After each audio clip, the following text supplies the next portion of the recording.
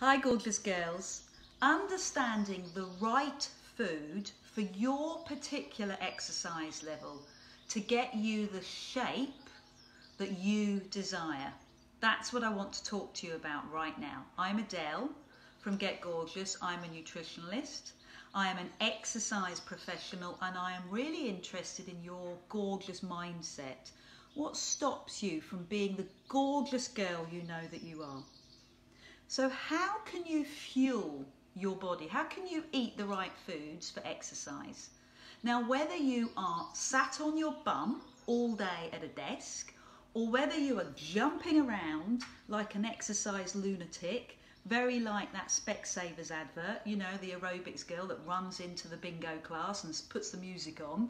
So whether you're on the manic side of exercise or whether you're in the not so manic, relaxing type of exercise, how do you know on that spectrum what to eat to satiate your hunger after exercise?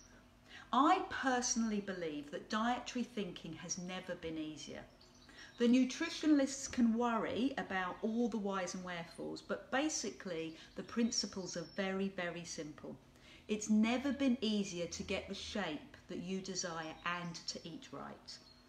So we all know that when we exercise, we need to up our calories in order to keep us satiated, to keep us full after exercise. Or do you? Perhaps you could just eat food that satiates you throughout the day and then you won't need to eat more. How's that for thinking? Well, I know that exercise makes you hungry. So how do you moderate it? How do you realise that you can fill your tummy without coming in and binging? Let me first explain. If you're exercising only so that you can eat more, you're never going to change shape. Now, we've all been there. My husband is a classic. He comes in, he eats, he goes for a run, and then he comes in and the whole day he's eating. He's grazing, he's filling his pants with food. he's just on the food train the whole day. Nothing's going to change. You can't exercise and then go and eat chocolate and crisps and white bread. Okay? It's not going to work. You need to think about it differently. Exercise because it makes you happy. Exercise because it makes you healthy. Don't exercise so that you can fill your boots with chocolate and white bread. Your exercise type, the exercise that you do, creates your different body shape. So you might have seen a runner with fabulous legs, really good legs, but they're carrying that little bit of tummy. Or you might have seen the fitness instructor who does loads and loads of exercise and yet she or he is still carrying that tummy. Or you've got the body pump athlete that's got really big thighs. Or the step lunatic, you know, steps from the 1990s and 2000s when they've got the really big calves. Or the CrossFit instructor that's really, really big. So your exercise that you do is going to have an effect on your body shape. That's interesting. That's where something to bear in mind. But if you, whatever your exercise that you do, whatever you enjoy, fantastic, keep it going. Even if it's just walking, enjoy it. But the answer is simple. If you're eating food that satiates you throughout the day, if you're listening to your body throughout the day, then you won't binge after exercise. And the answer is very, very simple. As women, we need to eat more protein. We're not eating enough. As women, we need to be eating more fat. We need to be eating more green carbs, carbohydrates in the forms of vegetables, and less in the forms of grains, breads, pasta, stuff like that. And if you are going to be eating those types of carbs, eat them after exercise, and I will explain why. I want you to trust your gorgeous body, to notice how you feel. Now, how does that sound? If I ask you to trust your body, does that sound, I don't trust that. I'm a bit skeptical of that. In fact, I don't feel comfortable with that. Is that some sort of gimmick, trusting your body? No, it's not. Break it down. Learning to trust your body is a big step for most people because we feel hungry, therefore the first thing we do is we grab rubbish. Okay, we just go and do it because we're hungry rather than listening and finding out what we actually need, what we're hungry for. And we're very confused about listening to different advice, and we just think, what is everybody talking about? Sod it, let's go and eat chips. Or you've got that mentality, it's okay, I can get away with it. No, you can't. You're paying the price at some stage and at some level. So whether you are an occasional walker or a huge gym bunny, these are the tips, these are the things that you need to do. You can find your level of eating by taking on board these really simple, easy principles.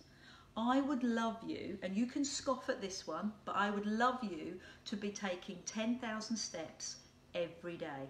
Okay, now some people manage it and some people think that that's absolutely ridiculous. Of course I do. Measure, find out what your average steps are per day and let me know. I want you to be doing at least 3 half-an-hour sessions, if not more, of exercise a week. I want you to be doing something that's getting you out of breath, okay? So whether that is walking incredibly fast and getting out of breath, or exercising like a gym bunny, or the Specsavers athlete, you go. Whatever it is, 3 times a week. And as I said earlier, I want you to be eating more protein. It's especially important at breakfast. Start your day right, satiate your day right, and then you won't go mad after your exercise session, okay? So eat more protein, and especially in the morning. Protein is vital, especially if you're worried about osteoporosis. Protein helps you to absorb calcium. So please have more protein, look after your body. Protein helps to build muscle mass, and muscle mass is going to help your skeletal frame, which is therefore going to help you to stand tall, be strong, and prevent signs of aging. You know, the old kyphosis, rounded shoulders. And it also helps with building your lovely skin. So eat more protein, ladies, and eat more fat. Please stop on the low-fat diets. Eat more fat. Did you know the human brain is made of 60% fat? So low fat means that your brain isn't working properly. So eat more fat. Carbohydrates. Oh, that always gets people going. Well, how much carbohydrates? Satiate your body. Know what you need. If you're eating protein in the morning, have your carbohydrates, your starchy carbohydrates, after exercise. When you've exercised, your body is depleted of glycogen, and you need to replenish that as soon as possible, within that hour after you've exercised.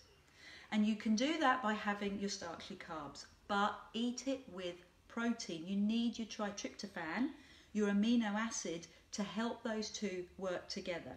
So carbohydrates and protein after exercise. So I've kept it simple.